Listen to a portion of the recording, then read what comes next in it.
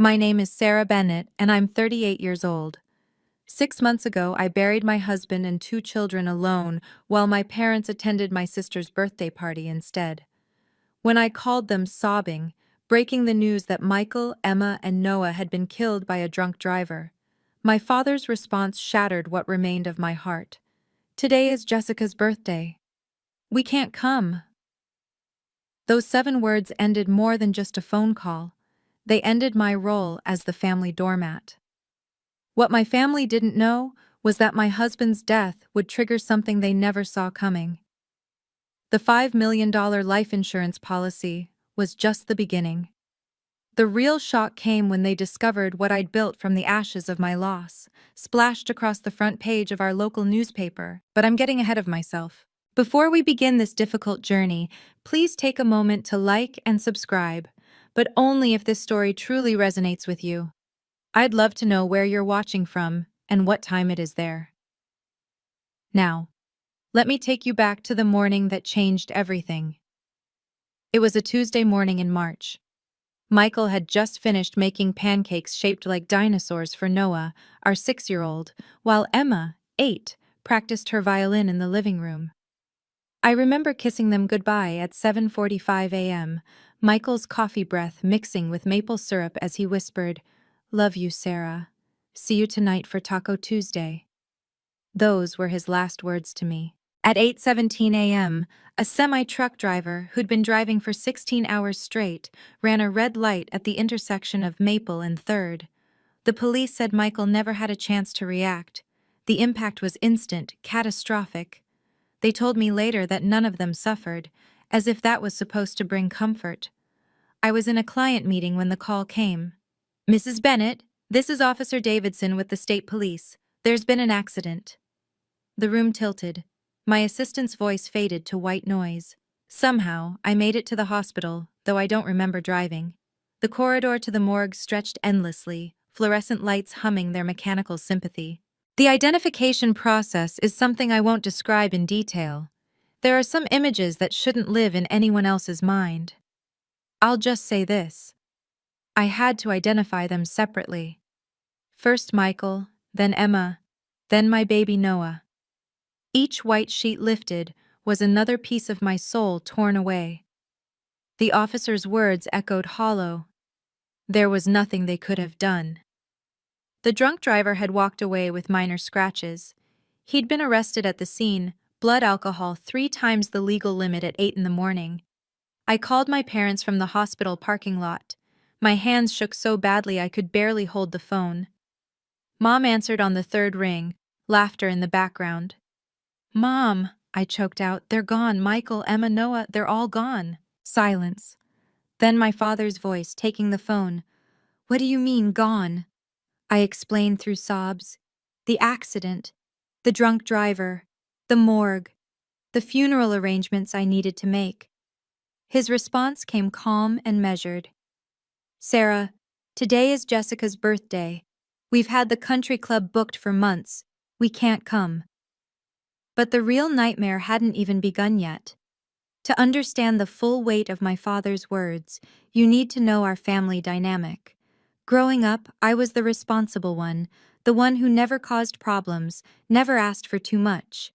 "Good daughters don't keep score, Sarah," my mother would say whenever I pointed out the disparities. When I was 17, I gave up my full scholarship to Northwestern so Jessica could use my college fund for her gap year in Europe. She needed to find herself, my parents said. She found a lot of parties and came back with nothing but Instagram photos and debt. When Mom had her hip surgery 5 years ago, I took 3 months of unpaid leave to care for her. Jessica was too busy with her new boyfriend, the 3rd that year. I slept on a cot in Mom's living room, managing her medications, cooking every meal, driving to every appointment. The day Mom could walk again, Jessica showed up with flowers and got all the credit for being such a devoted daughter. My wedding? Jessica announced her first pregnancy at my reception. My promotion to senior partner? Overshadowed by Jessica's divorce drama. Every milestone in my life became background noise to Jessica's perpetual theater. Michael was the only one who saw it. "They've trained you to disappear, honey. he'd said after one particularly brutal family dinner where I'd cooked for 6 hours only to have Jessica arrive late with takeout because she forgot I was cooking. But they're my family, I'd always respond. Family shouldn't make you feel invisible, he'd say, holding me close. Now Michael was gone. My children were gone. And my parents couldn't interrupt Jessica's birthday party to support me through the worst day of my existence. Good daughters don't keep score, but I'd finally started counting. We can't disappoint her, my father continued, as if I hadn't just told him his grandchildren were dead. You know how Jessica gets when plans change. In the background, I heard my sister's voice. Is that Sarah? Tell her she better not be calling with some crisis today. Robert, please, I begged. I need you. I need Mom. I can't do this alone. You're strong, Sarah. You'll manage. We'll call you tomorrow. The line went dead. I stared at my phone, certain I'd misheard.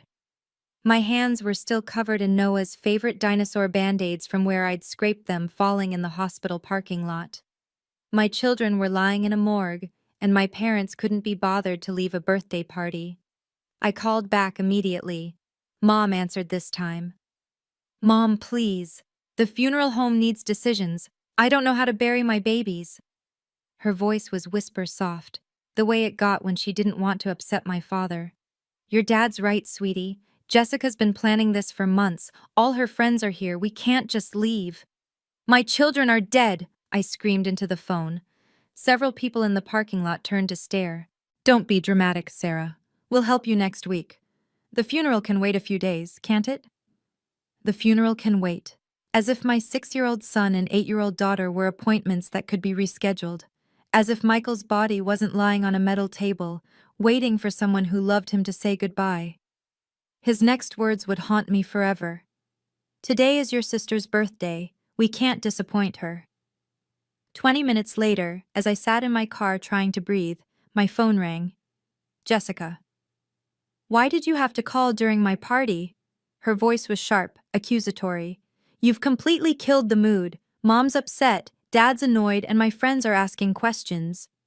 Jessica, I said slowly. Michael is dead.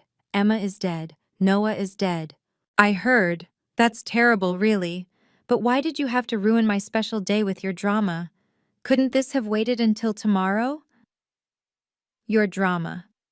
As if I'd chosen the timing. As if I'd asked that drunk driver to destroy my family on her 35th birthday. Are you coming to the funeral? I asked, my voice hollow. When is it? Friday. Oh, I can't. James and I have concert tickets. They were super expensive. The funeral was held at St. Mary's Cathedral. Michael's colleagues filled one side. His elderly parents, who'd flown in from Seattle despite their health issues, sat in the front row with me. The other side, the side where my family should have been, remained empty. I stood alone between 3 coffins. The smallest one, Noah's, had dinosaurs painted on the side because the funeral director's daughter had heard about his love for them and painted them herself. Emma's had musical notes. Michael's was simple oak, the kind he'd always said he wanted. That night, Jessica posted photos on Facebook from her birthday party. She was laughing, holding champagne, surrounded by friends. The caption read, "Best birthday ever. So grateful for everyone who made today special. #blessed, #birthday girl, Mud 35 and thriving 67 likes. 12 comments about how gorgeous she looked.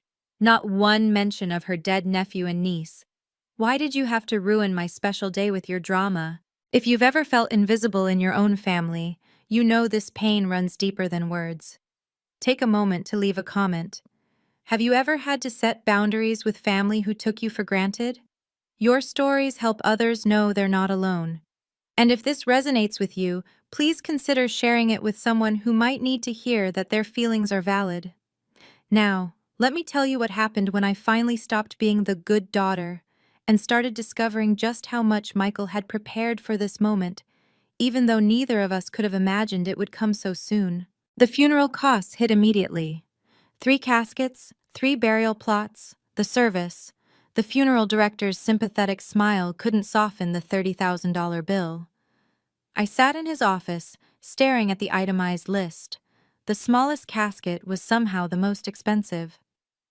"We offer payment plans," he said gently. Payment plans. As if I'd be paying off my children's deaths like a car loan.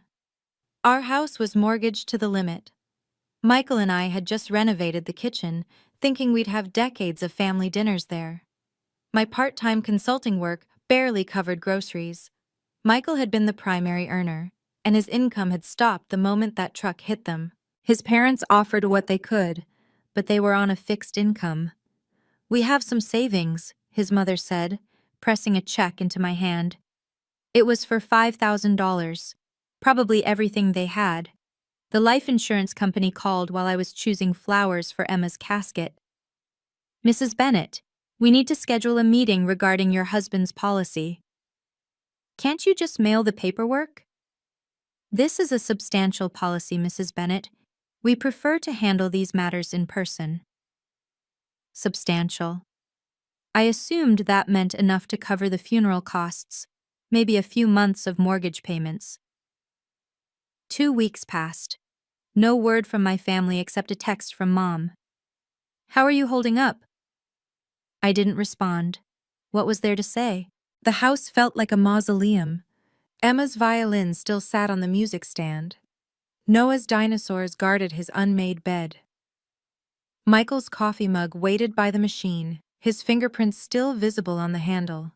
The funeral director's message mentioned something about urgent matters regarding payment. I knew I had to face reality, but I couldn't seem to move from Michael's side of the bed, where his scent still lingered on the pillows. Sleep became impossible.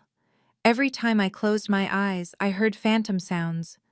Emma practicing scales, Noah's feet thundering down the stairs, Michael's off-key singing in the shower. At 3 a.m., I'd walk to their rooms, hoping against logic to find them there. The neighbors started avoiding me, not cruelly, just awkwardly.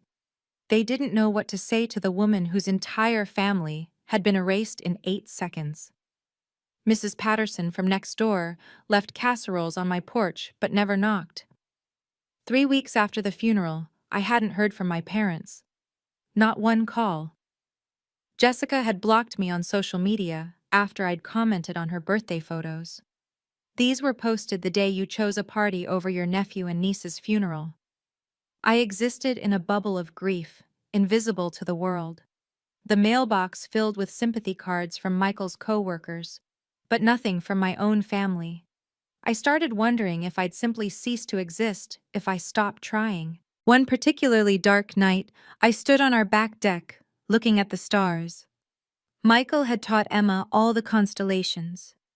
Noah always looked for the dinosaur stars he insisted were there.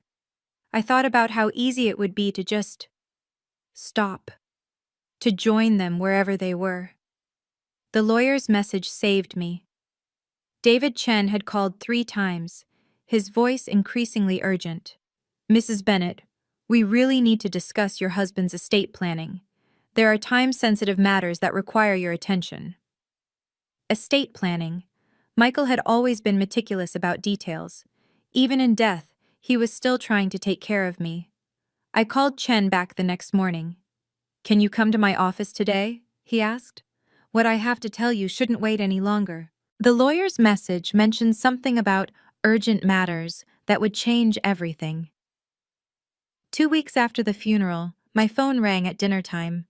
I'd been staring at 4 empty chairs, eating cereal from the box. Mom's name appeared on the screen. "Hi, sweetie. How are you holding up?" The casual tone, as if she'd been checking in regularly, made my chest tight. "How do you think I'm holding up?" "There's no need for that tone. I'm calling to help. Your father and I were thinking you must have financial things to sort out. Did Michael leave anything?" There it was, the real reason for the call. "I'm still working through everything," I said carefully. "Well, family helps family, Sarah. If there's life insurance or anything, you should think about sharing. Jessica and James are trying for a baby, and fertility treatments are expensive." "Are you seriously asking me for money right now?" Don't be selfish, Sarah. Your father thinks you should consider what Michael would have wanted. He was always so generous. I hung up. My hands were shaking, not from grief this time, but from rage. Michael had been generous. He'd lent Jessica $10,000 for her wedding that was never repaid. He'd covered my parents' cruise for their anniversary. He'd never asked for anything back. The phone rang again. Dad this time. I let it go to voicemail. Sarah, your mother's upset. You need to apologize, and we need to discuss the financial situation. As your father, I have a right to know what provisions were made. Call me back. As your father. The father who couldn't leave a birthday party for his grandchildren's funeral now wanted to invoke parental privilege over my finances. I turned off my phone. For the first time since the accident, I felt something other than grief. It was tiny, flickering, but unmistakable. Anger. Clean, clarifying anger. A week later, Jessica showed up at my door without warning. James was with her, his eyes already scanning the visible parts of my house like an appraiser. We were in the neighborhood, Jessica said, pushing past me. She'd never just been in the neighborhood in the 5 years since Michael and I had moved here. Nice place, James commented, running his hand along the granite countertop Michael had installed himself. Must be worth, what, $500,000? Why are you here? I asked. Jessica's face shifted to fake concern. We're worried about you, Sarah. All alone in this big house. It's not healthy. You weren't worried about me 3 weeks ago. That's not fair. We had plans. She walked into the living room, noting the new television, the piano we'd bought for Emma. You know, this is really too much space for one person. What are you suggesting? James stepped forward. We could take it off your hands. Family discount, of course. Maybe $300,000? Cash deal, quick close. The house was worth at least $500,000, even in a quick sale. They both knew it. You need to leave, I said quietly. Don't be ridiculous, Jessica snapped. We're trying to help. You're being selfish, hoarding all this space alone. Get out. Sarah, get out! They left, but not before Jessica delivered her parting shot. Mom and Dad are right about you. You've always been ungrateful. I would never treat family this way. As their car pulled away, I noticed James taking photos of the house with his phone. They were already planning their next move. Jessica's parting words revealed their true plan. They weren't done with me yet. That evening, my father called. His voice had the same tone he'd used when I was a child and had disappointed him. Your sister tells me you were rude to her. She tried to buy my house for $200,000 under market value. Family helps family, Sarah. You need to think about others for once. For once? My voice cracked. I gave up my scholarship for Jessica. I nursed Mom after her surgery. I've been helping others my entire life. No one asked you to do those things. You chose to be a martyr. The word hit like a slap. Martyr. Jessica needs money for IVF, he continued. You have a big house, life insurance coming. You could help. Dad, I just buried my children. That was a month ago, Sarah. It's time to move forward. Jessica's trying to create life. You should support that instead of wallowing. Wallowing. My 6-year-old son was dead, and I was wallowing. If you don't start thinking about family, we'll have to reconsider our relationship with you. What relationship? I asked. You didn't come to the funeral. You haven't called. You haven't even met me for coffee. We have our reasons. You've always been difficult, Sarah. Jessica would never put us in this position. Then go be with Jessica. Are you giving us an ultimatum? No, Dad, I'm done. If you want to cut me off, then do it. There was a long pause. You'll regret this, Sarah. When you're alone with no family, you'll regret pushing us away. I'm already alone. Then so be it. The line went dead.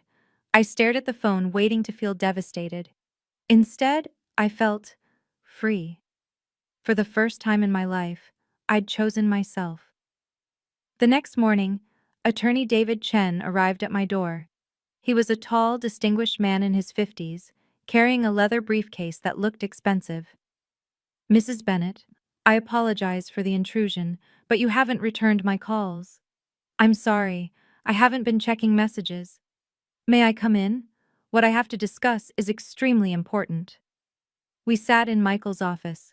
Chen pulled out a thick folder, his expression serious but kind. Your husband was one of the most prepared clients I've ever had. He updated his will every year, and his life insurance policies are substantial.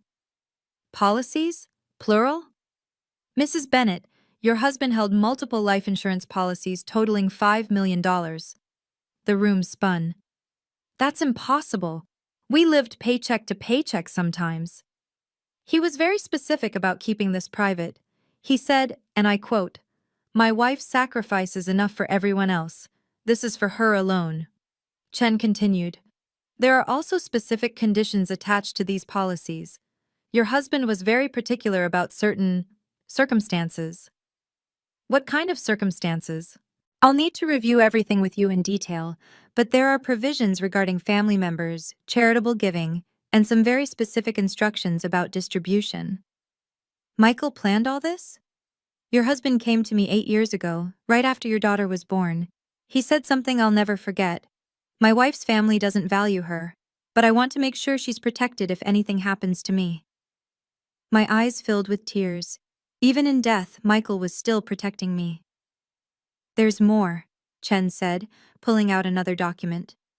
But I think you should read this letter from your husband first. He wrote it 2 years ago, with instructions to give it to you if, well, your husband was very specific about certain conditions, Mrs. Bennett. A week later, an email arrived from Global Life Insurance. The CEO, Patricia Williams, requested a personal meeting. This is highly unusual, her email read. But given the circumstances and the size of the policy, I'd like to handle this personally. I Googled her. Patricia Williams was a Forbes 50 most powerful women in business. Why would she want to meet with me personally? At her office, Patricia greeted me warmly. She was younger than I expected, maybe 45, with kind eyes behind designer glasses. Mrs. Bennett, I knew your husband professionally. He consulted for us several years ago on a data security project. I hadn't known that. Michael often took side consulting work, but rarely discussed the details. He impressed everyone here with his thoroughness and foresight. When he purchased his life insurance policies, he insisted on certain unusual provisions. Attorney Chen mentioned conditions. Your husband anticipated potential complications with your family. He built in safeguards to protect you. She pulled out a document. He also recorded a video statement to accompany the policy. Would you like to see it? My heart stopped. A video. Michael's face, his voice. I wasn't sure I was ready. I'll give you privacy, Patricia said, setting up a laptop and leaving the room. Michael appeared on screen, sitting in what looked like Chen's office. He was wearing his favorite blue tie, the one Emma had picked out for Father's Day. Sarah, if you're watching this, it means I'm gone. I'm so sorry, my love, but I need you to know, I've prepared everything. Your family can't touch this. It's all for you. Use it to build something beautiful from this pain. Mr. Bennett was one of our most prepared clients, Mrs. Bennett. His foresight was extraordinary. Sometimes the people who should support us most become our greatest source of pain. But what if I told you that my husband, even in death, had prepared something that would change everything? If you're curious about what happened next, make sure you're subscribed with notifications on. And please share in the comments. Have you ever discovered that someone was protecting you in ways you never knew? Your story might help someone realize they're valued more than they know. Let's continue with the day everything shifted and my family learned exactly what they had thrown away. 2 months had passed since the funeral when I ran into Jessica at Whole Foods. I was buying Emma's favorite cereal. Somehow I still couldn't stop, when I heard her voice behind me. Oh my God, everyone, this is my sister I was telling you about. She was with 3 friends, all holding wine bottles for what looked like a day drinking session. Jessica's voice carried across the store. The one whose husband died and left her everything while the rest of us struggle. People turned to stare. A mother pulled her children closer, as if tragedy was contagious. It's so sad, Jessica continued, her voice dripping fake sympathy. She's hoarding millions while her own sister can't afford IVF. Can you imagine being that selfish? Jessica, stop, I said quietly. Oh, she speaks. Everyone, Sarah got $5 million in life insurance. $5 million. And she won't help her own family. The store had gone silent. Everyone was watching. An employee was recording on his phone. My poor parents are heartbroken. They raised her better than this. The parents who skipped the funeral? I asked, my voice steady despite my shaking hands. Jessica's face reddened. That's a lie. Tell them the truth, Sarah. The truth? The truth is you posted birthday party photos while I buried my children alone. You're delusional with grief, Jessica announced to the growing crowd. This is why we're considering having her evaluated. The store manager approached with security. Ma'am, I need you both to— I'm leaving, I said, abandoning my cart. As I walked past, Jessica grabbed my arm. This isn't over. Mom and Dad know lawyers too. The store manager approached with security, but the damage was already done. 3 days later, I received a text from Mom. Family meeting. Our house. 2 p.m. Don't make this harder than it needs to be. I arrived to find 20 relatives packed into my parents' living room. Aunts, uncles, cousins I hadn't seen in years. Even my father's brother from Florida was there. This is an intervention, my Aunt Linda announced. She was holding what looked like prepared notes. An intervention for what? Your mental state, dear, Mom said. Grief has clearly affected your judgment. A woman I didn't recognize stood up. I'm Dr. Foster, a family counseling specialist. Your family is concerned about your emotional instability and inability to make sound financial decisions. You hired a therapist to ambush me? It's not an ambush, Dad said. It's love. We're trying to help you see reason. Jessica sat in the corner, tissue in hand, performing grief she'd never shown for my children. Sarah, Dr. Foster said, your family feels you're not processing your loss appropriately, holding on to resources that could help create new life. You mean Jessica's IVF? Suggests an unhealthy attachment to the past. My cousin Mark chimed in. We all think you should put the money in a family trust, for everyone's benefit. Including yours, Mark? He had the decency to look away. This is about money, I said, standing. My children are dead, and you're all here for money. Sit down, Sarah, my father commanded. No. If you leave, we'll have no choice but to pursue legal options, Aunt Linda said. For your own good. Grief has clearly affected your judgment, dear, Mom said, but I was already walking to the door. That night, Jessica's Facebook post went viral in our community. Prayers needed. My sister Sarah, the one who lost her family in that terrible accident, is having a mental breakdown. She's inherited millions, but won't help anyone, not even our elderly parents. She's accused us of terrible things and cut off all contact. If you see her, please be kind. Mental illness is so tragic. Pray for Sarah. #mental health awareness. #family first. Within hours, it had 500 shares. Comments poured in. So sad when grief breaks someone. Your poor parents. Money changes people. Maybe she needs professional help? My phone exploded with messages from mutual acquaintances offering support while fishing for details. The local grief support group leader called to say I was temporarily suspended pending resolution of concerns. But then something unexpected happened. Michael's best friend Tom commented, "This is lies. Sarah's family skipped the funeral for your birthday party. I was there. I saw the empty seats. Delete this post or I'll share the funeral guest book." Jessica deleted his comment within minutes, but screenshots were already circulating. Michael's former colleague added, "I delivered food to Sarah while you were posting party pics. Stop this."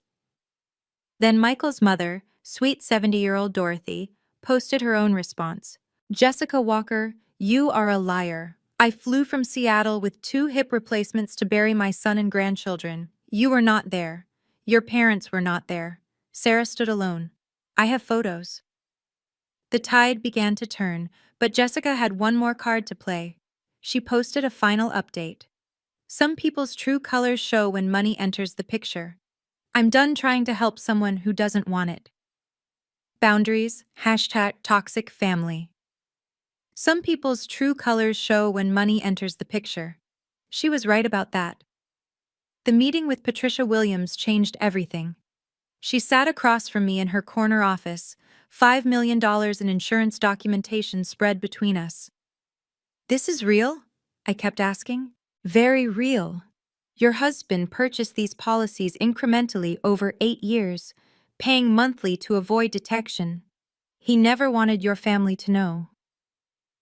The first policy was for $2 million, purchased when Emma was born. The second, for another $2 million when Noah arrived. The third, for $1 million, was bought 2 years ago after what Michael's notes called the Christmas incident. He kept detailed records, Patricia explained. Every interaction with your family that concerned him. He was building a case for why this money needed protection. She played another portion of Michael's video. Sarah, I know you'll want to share this with everyone. It's who you are. But please, my love, don't. Your family has taken enough from you. This money is for you to build something beautiful. Create something that would make the kids proud. Through tears, I made a decision. I want to create a foundation, the Bennett Family Foundation, for children who've lost parents to drunk driving. Patricia smiled. Your husband predicted you'd say that. He left suggestions. 6 months of quiet building followed. I worked with attorney Chen to establish the foundation, using $3 million as the initial funding. The remaining $2 million stayed in conservative investments for my future. I personally reviewed every application. The first scholarship went to a little girl named Amy, the same age Emma would have been, who'd lost both parents to a drunk driver. Her grandmother cried when I called with the news. By month 5, we'd helped over 100 families. Funeral costs, therapy, education funds, all the things I'd needed when my world collapsed. I kept it quiet, working under the radar. No social media announcements, no press releases, just quiet, meaningful work that gave me purpose. Your husband said you'd know what to do with this, Mrs. Bennett. He was right. The Bennett Family Foundation grew faster than I'd imagined. Attorney Chen connected me with other philanthropists who'd lost children. We partnered with Maydeed, establishing grief counseling programs specifically for young siblings of drunk driving victims. This is remarkable, Chen said during one of our meetings. You've helped more families in 6 months than most foundations do in years. It's what Michael would have wanted, what Emma and Noah would have wanted. We funded a music therapy program in Emma's name. She'd loved her violin, and now other grieving children could find solace in music. Noah's dinosaur library sent books to children who'd lost siblings, because stories had always comforted him during tough times. I hired 2 employees, both mothers who'd lost children to drunk drivers. We understood each other without words. Our office became a sanctuary of shared grief transformed into purpose. Local hospitals began referring families to us. Police departments kept our cards to give at accident scenes. One officer told me, "You're saving lives, Mrs. Bennett. These families have hope because of you." The foundation's bank account grew through unexpected donations. Michael's company contributed $100,000 in his memory. His parents, despite their modest means, sent monthly checks with notes for our grandchildren's legacy. But I kept it all quiet. No fanfare, no recognition. I wasn't ready for my family to know. This was sacred work, untainted by their greed. Then a reporter called. "Mrs. Bennett, I'm doing a story on local heroes. Your foundation has helped over 500 families. The community needs to know about this." I prefer to stay anonymous. I understand, but your story could inspire others. Think of the families you could reach. I thought of all the parents standing where I'd stood, alone and broken. Maybe it was time. One interview, I agreed, but focus on the foundation, not me. This foundation will be their legacy, Mr. Chen. Their love lives on through every family we help. The morning the article published, I was at the cemetery placing fresh flowers on their graves. My phone stayed silent in my car. I wanted this moment of peace before the world intruded. The headline read, "Local Widow Transforms Tragedy into Hope. The Bennett Family Foundation has helped 500 families heal." The article featured a photo from our recent fundraising gala. I stood surrounded by families we'd helped, all of us wearing pins with Emma and Noah's pictures. The reporter had done her research, detailing not just the foundation's work, but the story behind it: the drunk driver, the 3 coffins, the woman who stood alone at the funeral and chose to transform her pain into purpose. She'd interviewed families we'd helped. Amy's grandmother was quoted, "Sarah Bennett saved us. When everyone else saw just another tragedy, she saw a little girl who needed hope." The final paragraph mentioned the $5 million insurance policy that funded it all, calling me Entrepreneur of Heart, and announcing I'd been named Philanthropist of the Year by the State Charity Commission. By 8 a.m., my phone was exploding. 47 missed calls from Dad. 83 text messages from Jessica. Mom had left 12 voicemails. The first text from Jessica: "OMG, Sarah, why didn't you tell us?" The second: "We're so proud of you." The third: "Call me immediately." The fourth through 80th: variations of demands, guilt, and sudden affection. Dad's voicemail: "Sarah, this is your father. We need to discuss the foundation immediately. As your family, we should be on the board. Call me back." Mom's messages grew increasingly frantic. "Sweetie, the neighbors are all talking about the article. Why didn't you tell us? We could have helped. We're your parents." Then came the Facebook posts. Jessica shared the article with a lengthy caption about her amazing sister and how our family always supports each other. Local widow transforms tragedy into hope for hundreds, and her family just found out. Within hours, my parents were at my door. I watched through the security camera as they rang the bell repeatedly. "Sarah, we know you're home," Dad shouted. "Open this door." Mom was crying, performance tears I'd seen before. "Please, sweetie, we're so proud of you. We always knew you'd do something wonderful." I didn't answer. Jessica arrived 20 minutes later with James. They'd brought flowers, grocery store carnations with the price tag still on. "Sarah," Jessica called out, "this is ridiculous. We're family. The foundation needs us." My neighbor, Mrs. Patterson, came out. "She's not home, and after what you all did, I'd stay away if I were you." "What we did?" Jessica's voice went shrill. "We're her family." "Family doesn't skip funerals for birthday parties," Mrs. Patterson shot back. She'd been there. She'd seen everything. They camped out for 3 hours. Dad called the police, claiming I was having a mental health crisis. Officer Davidson arrived, the same officer who'd delivered the news about the accident. "Mr. Walker, your daughter is under no obligation to open her door. Please leave the property." "We're worried about her mental state," Mom insisted. "I spoke with Mrs. Bennett yesterday about foundation security. She seemed perfectly sound. Now you need to leave or I'll charge you with trespassing." They left, but not before Jessica shouted loud enough for the entire neighborhood to hear. "We always knew you'd do great things, sweetie.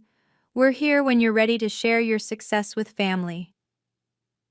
The next morning, a formal letter arrived from their lawyer. They were requesting a family meeting to discuss their rightful involvement in the foundation. "We always knew you'd do great things, sweetie," after they'd called me selfish for not sharing. Attorney Chen's office had never felt more like a sanctuary. The conference room was full: my parents, Jessica and James, their lawyer, Chen, and me. "Thank you all for coming," Chen began. "Mr. Bennett anticipated this gathering." "What do you mean, anticipated?" Dad demanded. Chen pulled out a sealed envelope. "Mr. Bennett left specific instructions to be opened if certain conditions were met. The publication of the article and your presence here fulfill those conditions." He opened the envelope and began reading Michael's letter. To the Walker family. If you're hearing this, it means you've discovered Sarah's inheritance and are attempting to claim a portion. Let me be clear, you have no legal or moral right to any of it. Mom gasped. Jessica's face went red. I documented every instance of your treatment of my wife. The birthday parties you prioritized over her achievements, the money you borrowed and never repaid, the emotional manipulation disguised as family obligation. Chen pulled out a folder. Mr. Bennett hired a private investigator to document your behavior. We have everything. This is ridiculous, Jessica shouted. Chen continued reading. If you abandoned Sarah during the funeral, which I suspect you did, you've forfeited any claim to sympathy or support. The Foundation's bylaws specifically exclude anyone who failed to attend the funeral of Emma, Noah, and myself. How could he know? Dad started. There's more, Chen interrupted. He pressed play on a laptop. The funeral appeared on screen. The camera panned across the empty family section, zooming in on the 3 small nameplates. Reserved for Robert Walker, reserved for Linda Walker, reserved for Jessica Walker Morrison. The timestamp showed the exact time. The empty seats spoke louder than any accusation. Thank you all for coming. Mr. Bennett anticipated this gathering. Michael's face appeared on the screen. My breath caught. He was wearing the shirt Emma had picked for his birthday, sitting in what looked like Chen's office. Hello, Robert, Linda, and Jessica. If you're watching this, you've proven exactly who I always knew you were. Jessica tried to speak, but Chen raised his hand for silence.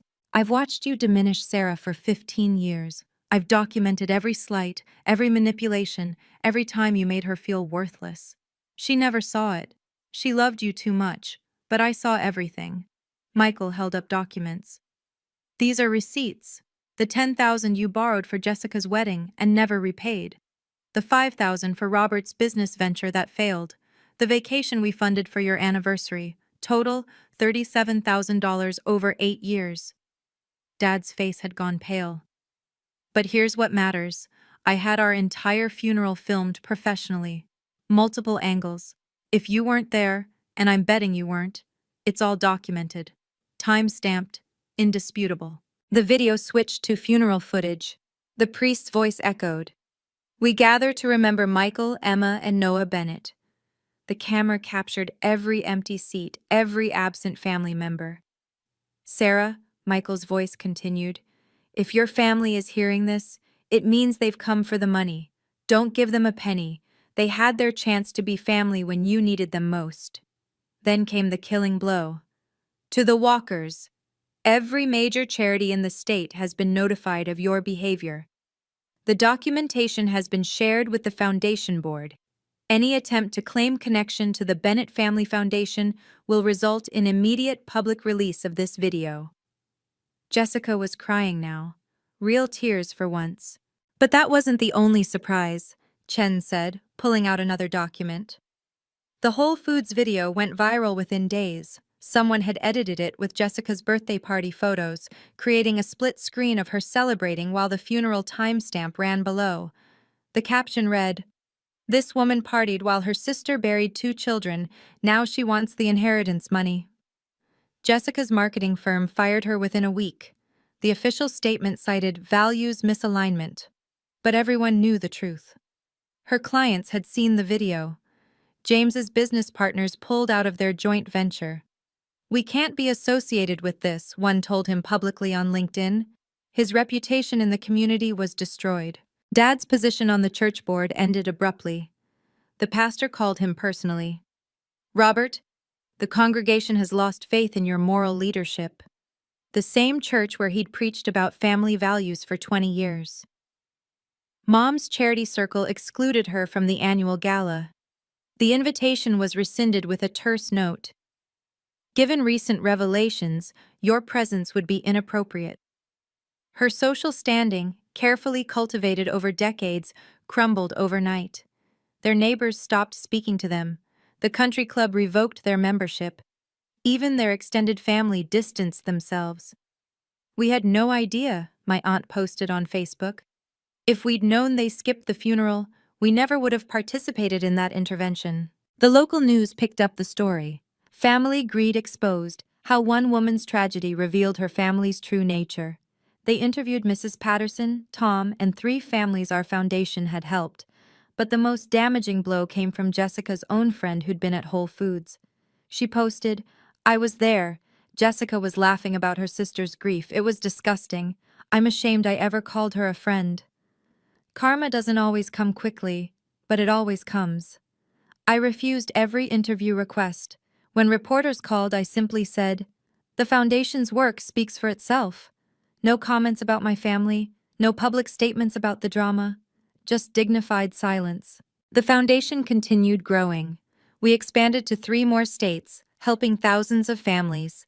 Every dollar was accounted for, every family vetted, every story honored. At Christmas, I sent my parents and Jessica cards. Simple, elegant, with no money enclosed, just a printed note. "Wishing you peace this holiday season. A donation has been made to the Bennett Family Foundation in your name." The donation receipts showed $100 each, enough to be legitimate, not enough to be generous.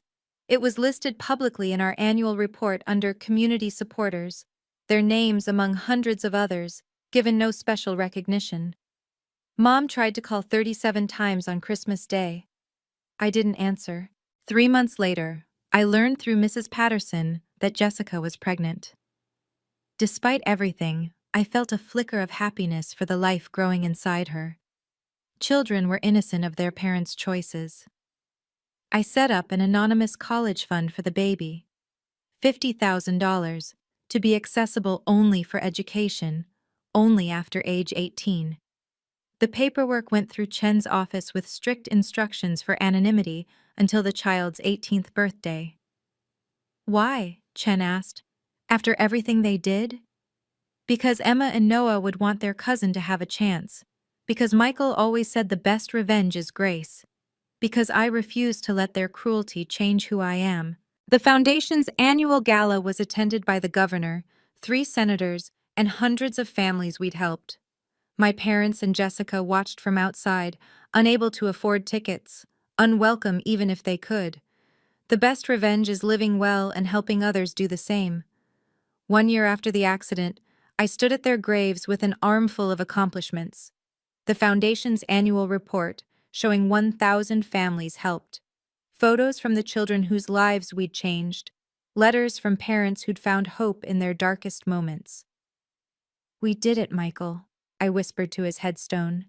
"Your plan worked perfectly." I told Emma about the music program, how a little boy named David had played his first concert using the violin we'd donated. I told Noah about the library, how his dinosaur books had helped a girl named Lucy smile for the first time after losing her brother. "Your daddy was so smart," I said, arranging fresh flowers. "He knew exactly what would happen. He protected us even after he was gone." The cemetery was peaceful, just me and them, the way it had been at the funeral. But now the solitude felt different, chosen rather than forced. I'd bought a smaller house 2 streets from the cemetery. Every morning I walked here with coffee, telling them about the foundation's work. The old house sold for $550,000. Every penny went to the foundation and to my support group for grieving parents met weekly in our foundation building. We'd created a community of understanding, of shared pain transformed into collective strength. These strangers had become my family in ways blood never could. "Your Aunt Jessica had her baby," I told them. "A little girl named Sophia. She'll have a college fund waiting for her, though your grandparents will never know it's from us." A letter had arrived from Jessica that morning, forwarded through Chen's office. 6 pages of apologies and justifications. I'd read it once, then filed it away. Some bridges, once burned, should stay that way. But their light can still guide others home. Jessica's letter was water-stained, the ink smudged in places from what looked like tears. "Sarah, I know I have no right to write this. I was horrible, unforgivable. I see that now. Sophia looks like Emma sometimes, and it breaks my heart that she'll never know her cousins. I'm not asking for money. I'm not asking for forgiveness. I just needed you to know that I finally understand what we took from you. Not the money, The moments, the support, the love you deserved when your world ended. I'm sorry. I'm so desperately sorry. I read it twice, then wrote my response on foundation letterhead. Jessica, I received your letter. Thank you for your honesty. I forgive you, not for your sake but for mine.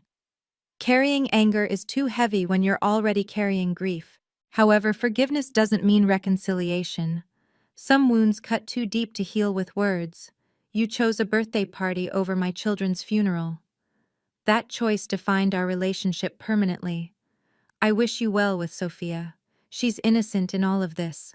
Love her the way you couldn't love Emma and Noah. Be present for her in ways you weren't for them. This is the last communication between us. Please respect this boundary. Sarah.